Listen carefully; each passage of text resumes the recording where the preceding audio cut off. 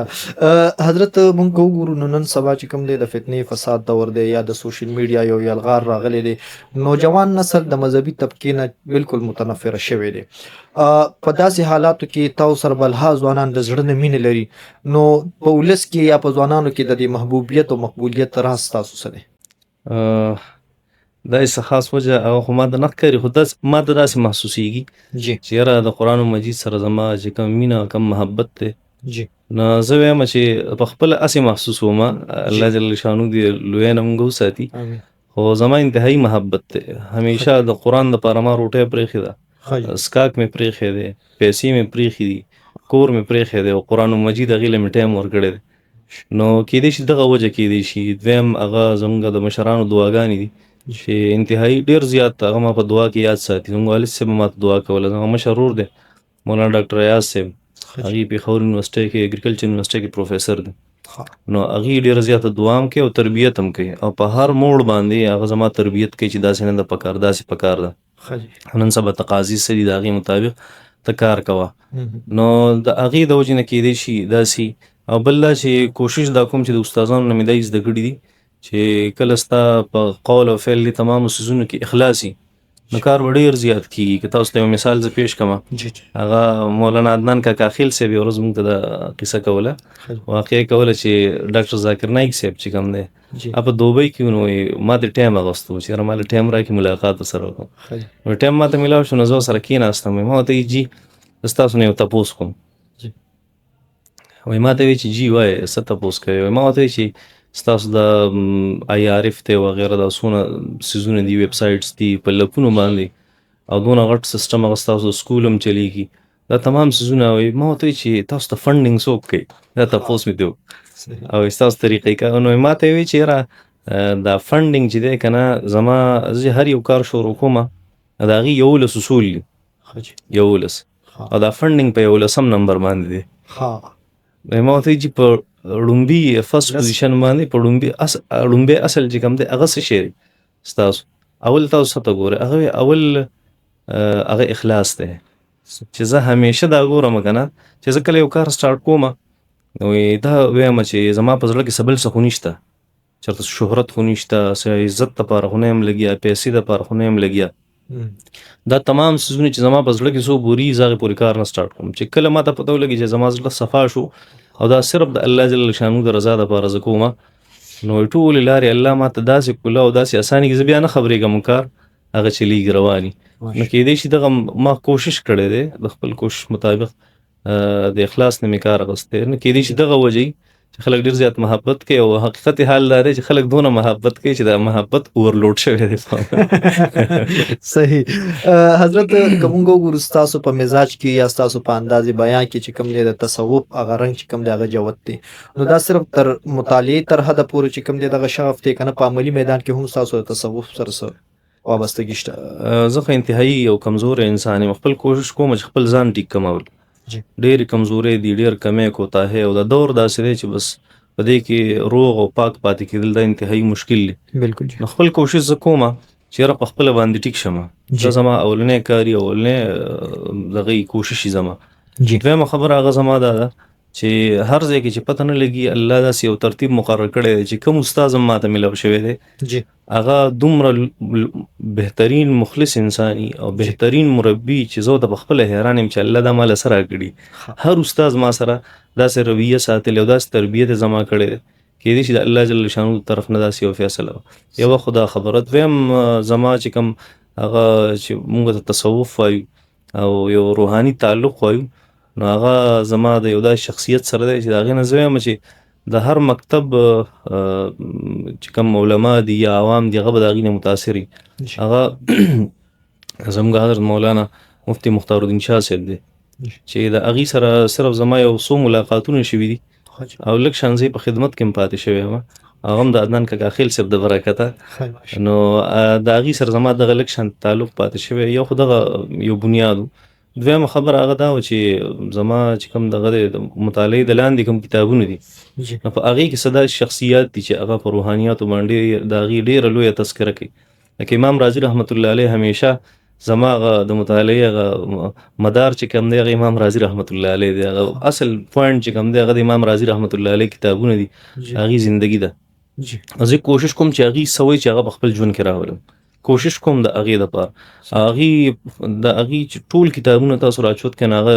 دوه خبرې دي. هغه اولنی بحث هغه چې کوي هغه په جسمانیاتو باندې کوي، په مادیاتو باندې، په فزیکل دنیا باندې، او دویم هغه سپیریچول چې کومه دنیا ده، روحاني چې کومه دنیا ده، په هغې باندې کوي. دې د اصلاح او د تربیت کوشش هغه کړی دی، او دغه شان د هغې دنیا د تربیت او د اصلاح د هغې کوشش هم کړی دی. نو کیدای شي دغې وجې نه خلکو ته محسوسېږي چې زما داسې تصوف سره تعلق دی. صحیح. حضرت مونږ که وګورو نو ستاسو عمر چونکې انتهایی کم دی او مطالعه چې کم دی تاسو ډیر وسیع مطالعه لرئ، نو دا ستاسو چې کم دی خاندانی هغه جینیټیک میک اپ ورته وایي چې هغه دی، او که نه په خاندان کې صرف تاسو واحد داسې شخصیت یې چې تاسو دومره وسیع مطالعه لرئ؟ زمونږ خاندان کې اولنی سړی چې هغه ډېر زیات نیک، ډېر بزرګ تیر شوی او د ډېر لوی علماو د هغې خدمت یې کړی و، هغه شیخ جامع الدین صاحب و. زما د والد صاحب چې کوم والد صاحب و زمونږ نیکه و شیخ جامع الدین صاحب، او ډېر لوی سړی و، او د سیکانو خلاف یې د سید احمد شهید او د شاه اسماعیل شهید صاحب د هغې په فوج کې هغې وخت تیر کړی و، د هغې چې کومه د هغې به دستې وي په هغې کې وخت تیر کړی و، بیا خدمت کړی ډېر زیات د علما کرامو. نو څه د هغې اثرات هم کیدای شي د علما کرامو خدمت یې کړی. بیا زموږ والد صاحب رحمت الله علیه هغه ډېر عظیم انسان و، او الله جل شانو ډېره لویه حافظه او ډېر لوی علم. علما کرامو د خپلې علاقې وي چې اډې مولوي صاحب باندې مشهور وي چې اډې مولوي صاحب سره سړی کیني نو وایي چې یو سوال دې سړی وکړي چې د معلوماتو کمې بورۍ دي هغه راوس پړي، بیا ورته خلک وایي چې چپ شه، خو هغه نه چپ کېږي. دونه الله جل شانو علم ورکړی د هغې ذهانت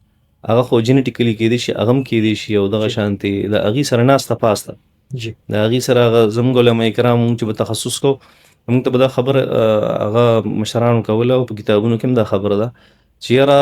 تاسو چې کله تخصص وکړئ، مفتي کورس وکړئ پرسکا، نو دا مفتي کورس دا به یو کال نیمي یا زیات نه زیات 3 کاله وي، خو د دې دونه فایده نه وي، د مطالعې دونه فایده نه وي، د 100 کتابونو سره وایي کې دونه فایده نشته، خو د یو عالم سره که د 100 ورځې ویستې دا د هغې نه ډېره لویه فایده ده. نو ما خو سترګې چې کولاو کړي دي، او زه پیدا شوی یم نو د والد صاحب په غېږ کې وم، او زما والد صاحب ټول عمر په لایبررۍ کې تېر کړی، په خپله ذاتي لایبررۍ کې، او ضلع مردان کې څونه علما وو په هغه زمانه کې چا سره به کتابونه نه وو، هغه ټول به زما د والد صاحب لایبررۍ ته راتله مطالعې له. دا لوی لوی نومونه به تاسو اورېدلي، د زمونږ چې کوم د شیرګل دارالعلوم چې کوم علما کرام هغې به راتله، مفتي تاج زرین صاحب وغیره تمام علما، دغه شانتې د بهر مفتیان حضرات د مردان مولانا گورنمان صاحب نوم به تاسو اورېدلي رحمت الله علیه، هغې به راتلل، دغه شان شیخ عنایت الرحمن صاحب یو لوی نوم و، دغه شان د صوابین به مولانا طاهر صاحب رحمت الله علیه چې کوم د پنجپیرو هغې به راتله، د هر مکتب علما به هلته راتله مطالعې له، او د هغې سره ناسته پاسته هغه به یې کوله، او د هغې نه بیا داسې علمي نکات په هغې به ورسره باقاعده بحث کو. نو د هغې سره زه پاتې شوم په لایبررۍ کې، نو فایده ماته دا وه چې علما به ناست وو، زه به د والد صاحب سره ناست وم، د هغې به په یو علمي څیز باندې بحث کو، په هغې کې به ماته ډېره فایده وشوه. بیا چې ورځ ته ورځ مې چې ورکېدم نو ماته به فایده هغسې واقع. نو دغه 1994 نه واله 2014 پورې ما چې کوم وخت د هغې سره تېر کړی دی، هغه ټول علمي ماحول، نو یو دغه لویه فایده ده. بل دا چې د هغې د وفات نه پس دونه ذمه دارۍ زما په سر شوې چې هغه څونه ذمه دارۍ د هغې وي، او خلکو به څه علمي مسله به راله نو هغې ته به یې پیش کوله، څه پوینټ په داسې و چې هغه به ډېر مشکل و، هغې ته به یې پیش کوو، که هغه به عام خلک و که علما کرام به، هغه ټول بوج زما په سر راغی. زه مجبوره شوم دې ته چې یاره زه کتاب وګورم او زه مطالعه وکړم، او زما د والد صاحب هم شوق د کتابونو سره، خو ما ته داسې محسوسېږي چې زما شوق د هغې نه ډېر زیات دی، د مطالعې شوق او دغه شان د کتاب شوق. جی صحیح. کومه لایبرري تذکره چې تاسو که حضرت، نو هغه لایبرري اوس هم موجوده ده، او که موجوده وي نو په څومره کتابونو باندې مشتمله ده، او یا کوم داسې نایاب نسخې چې هغه په دغه لایبرري کې موجودې وي؟ داسې یو خبره ده چې زموږ والد صاحب د هغې داسې یو 2-3 المارۍ وې وړې شانتې، په هغې کې به د هغې کتابونه پراته وو، خو هغه کتابونه به وو چې تاسو ته ما وایي چې پخوا به یو خو به کتابونه نایاب نه به وو، او بل دا و چې کتاب به چېرته وم نو چا سره به دونه پیسې نه وي چې ځان له چېرته کتاب اخیستی وی، نو هغې سره لږ کتابونه وو. بیا زما په خیال چې د هغې نه پس چې کله ما سره چېرته په جیب کې یا زما په بټوه کې چېرته پیسې شوي، نو داسې میاشت نه ده تېره شوې چې ما په هغې کې ځان له کتابونه نه وي اخیستي، ما ځان له کتابونه اخیستي، چېرته راته ښکلی کتاب میلاو شي، ښه کتاب میلاو شي، کوشش کوم چې هغه ځان له والم. او دونه شوق مې دی چې چېرته یو معمولي شانتي هغه خلک وایي که نه وړه شانتي یو رساله و چا راوړې وه جی. هغه هم نه ضایع کومه څوک وایي دا به بار صفایي کوو دا به وغورځوو زه ورته وایم داسې زموږ والد صاحب به کله کله وایي چې ما به ورته وایي جي یو وړوکی شان کتاب دی دغلته سیټ ته به یې کېږدو وایي کوم کتاب دی ما به ورته وایي نهومیر کتاب دی وایي پلار دی وایي داسې څونه لیکلي ما ته به وایي نو وایي چې کتاب وړوکی نه یو انسان وایي زه د یو لس صفحې لیکلو کومه ته د یو لس صفحې لیکلو کې دا بل یو لس صفحې لیکلو کې نه دا خو یو سړي دی له ټایم ورکړي 100 صفحې 200 صفحې کتاب لیکلی دی نو دې ډېر قدر پکار دی ډېر احترام پکار دی صحیح زموږ چې کومه لایبرري ده نو په هغې کې خو موږ لا شمار نه دی کړی اوسه پورې چې دا کتابونه پکې څومره دي صحیح خو الحمدلله دونه دي چې بس زموږ پې ګزاره کېږي اوسه پورې اکثر ما ته ملګري وایي چې ته په نورو کتابونو څه کوې ما وایي تاسو ته څه پته ده دا کومه دنیا ده دا یو بېله دنیا ده او جي او بله یو خبره تاسو منځ کې وکړه تاسو خبره کټ کومه معذرت څخه تاسو وایي چې یاره تاسو سره داسې نایابه نسخې یا څه شته که نشته نو یو دوه درې کتابونه هغه زما ذهن کې هغه شته یو عالم تیر شوی مولانا ګل رحیم اسماري رحمت الله علیه او د پېښور کې پاتې شو زموږ والد صاحب د هغې سبقي او د هغې ملګري مو د هغې یو کتاب دی مجموع الدلایل نو هغه ما ته ښکاري چې اوسه پورې نه ما چېرته په نیټ باندې لیدلی نه چېرته ما په لایبررو کې لیدلی نه مې چېرته مکتبو کې لیدلی نو ما ته داسې محسوسېږي چې هغه داسې یو نسخه ده چې هغه بل چا سره نشته چې هغې په خپله راوړې او زموږ والد صاحب له یې ورکړې وه دا چې کوم کنز الدقایق دی کنز نومي کتاب چې د هغې دویمه حصه چې هغه د بیو ده د معاملاتو د هغې شرحه ده اصل کې نو دغه یو څیز هغه ما سره پروت دی دویم یو کتاب دی هغه د احادیثو مبارکو کې دی او ډېر بهترین کتاب دی هغې ته دقایق الاخبار ویلی شي نو په هغې پې زه ګرځېدم وایي چې دې چې کوم اصل نسخې دي نو هغه یو په مصر کې پرته ده او یو په ترکي کې پرته ده نو دا درېیمه چې ما سره کومه پرته وه نو چې هلته ما تمام د هغې تفصیلات وکته نو ما ته دا محسوسه شوه چې دا هم یوه نسخه ده په هغې کې ځکه دې چې کومه پاڼه ده نو هغه د کاڼي جوړه ده د ډېرې لویې زمانې معمولي هغه پاڼې چې داسې ټچ کړې نو هغه ماتېږي ډېر په احتیاط باندې هغه ما ځان سره سنبال کړي او د خپل والد صاحب نه مې اورېدلي چې دا یاره په 100 کاله وي ګورې مونږ ته را رسېدلی وه د ډېر خیال ساته نور الله عالم دی چې هغه په هغه مسوداتو کې راځي که نه راځي دومره یو پخوانی کتاب هغه هم ما سره هغه پروت دی نور هم څه شته زما ذهن کې اوس نشته صحیح